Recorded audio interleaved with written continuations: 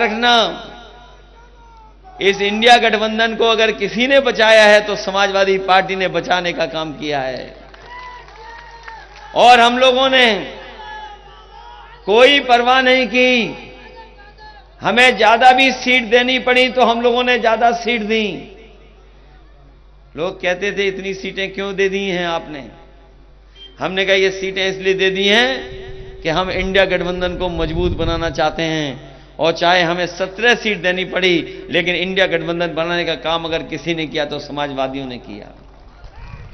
ये इंडिया गठबंधन भारतीय जनता पार्टी का सफाया करने जा रहा है। बताओ, दिल्ली के मुख्यमंत्री पे झूठे मुकदमे लगाए कि नहीं लगाए?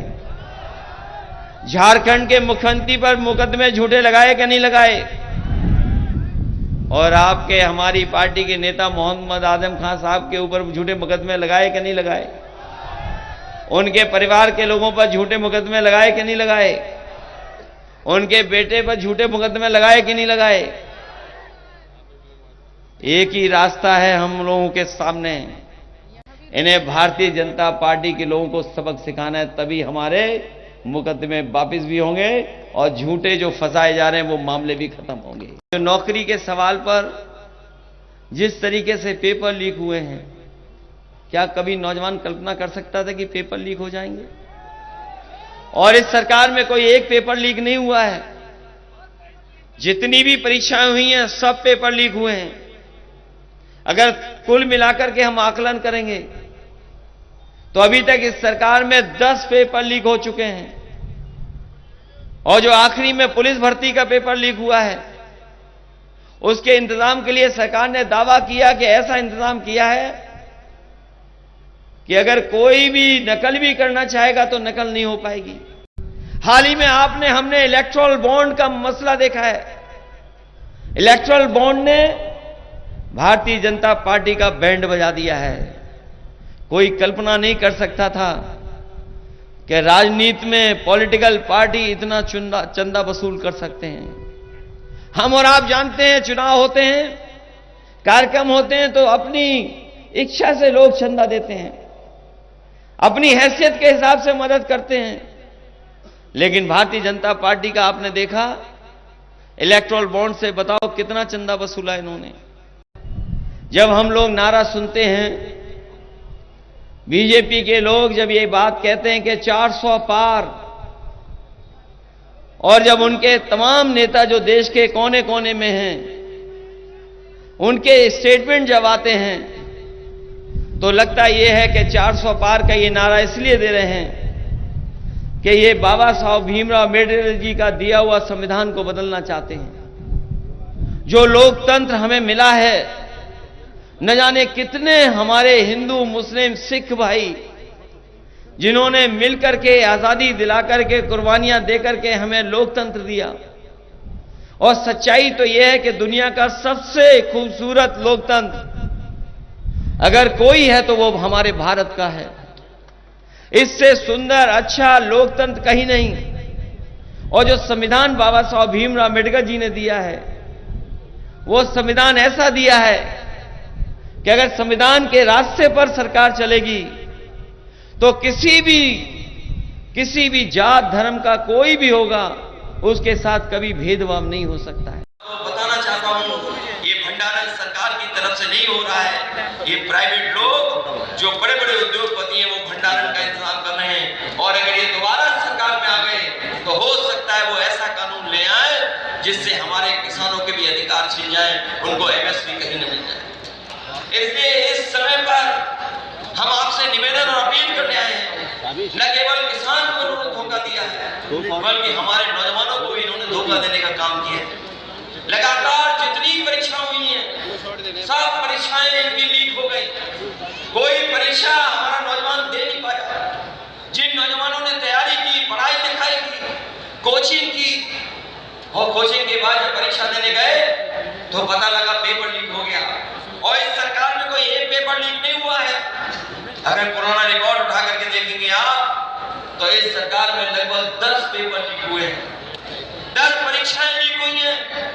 मैंने कई बार गणित बताया और मैंने कहा कि अगर 60 लाख बच्चे परीक्षा से दूर रह गए को मिला दिया जाए और जिस परिवार के एक सदस्य ने अगर परीक्षा छूट गई जिसकी, अगर 3 सदस्यों को हम मिला लें और 60 लाख की अगर परीक्षा छूटी है तो 60 लाख गुणा 3 अगर हम कर दें तो 1 करोड़ 80 लाख बनता है। और यही 1 करोड़ 80 लाख अगर हम 80 लोकसभा से भाग दे दें तो कम से कम हर लोकसभा में 2,25,000 वोट भारतीय जनता पार्टी का खत्म होता है। न केवल इनकी सरकार में पेपर लीक हुए हैं बल्कि अग्निवीर जैसी व्यवस्था लागू की है। और ये अग्निवीर व्यवस्था ऐसी है कि जिसमें शहीद होने पर कोई सुविधा नहीं मिलने वाली। और अग्निवीर नौकरी 4 साल की है। 4 साल से कौन सी आप सीमा की रक्षा करा लेंगे? हम अपने नौजवानों को भरोसा दिला के जा रहे हैं। कई बार हम लोगों ने मन से कहा और फिर कहते हैं कि जब कभी भी इंडिया गठबंधन की सरकार बनेगी अग्निवीर जैसी व्यवस्था नहीं होगी। जिस तरीके से पुरानी हमारी व्यवस्था थी कि पक्की नौकरी कर करके हमारा जवान सीमा पर रक्षा करता था, उसी तरह का इंतजाम करने का काम करेंगे। मेरे साथियों, इस चुनाव में मैं आप सबसे अपील करना चाहता हूं, मदद मांगने आया हूं और सहयोग मांगने आया हूं। यहाँ के लोगों ने हमेशा गठबंधन और भारतीय जनता पार्टी को हराने का काम किया है। भारतीय जनता पार्टी जो संविधान बदलना चाहती है, वहीं हमारे गठबंधन के लोग संविधान को और मजबूत बनाना चाहते हैं। आज जो सड़कों पे एम्बुलेंस चल रही है ये समाजवादियों की देन है। पुलिस को जो 100 नंबर दिया बाद में 112 हो गया, ये समाजवादियों की देन है। आज आपके यहाँ 24 घंटे बिजली आ रही होगी। ये 24 घंटे बिजली इसलिए आ रही है क्योंकि समाजवादी लोगों ने उस समय काम करके दिखाया था, सब स्टेशन बना करके दिखाया था। अगर सब स्टेशन नहीं बने होते तो आपको 24 घंटे बिजली नहीं मिलती। मैंने मुजफ्फरनगर में भी कहा और मैं बिजनौर में भी कहना चाहता हूं, हमारे साथी जानते होंगे जितने सब स्टेशन समाजवादियों ने बनाए उसी का परिणाम है कि आज गांव और शहर में बिजली पहुंच रही है।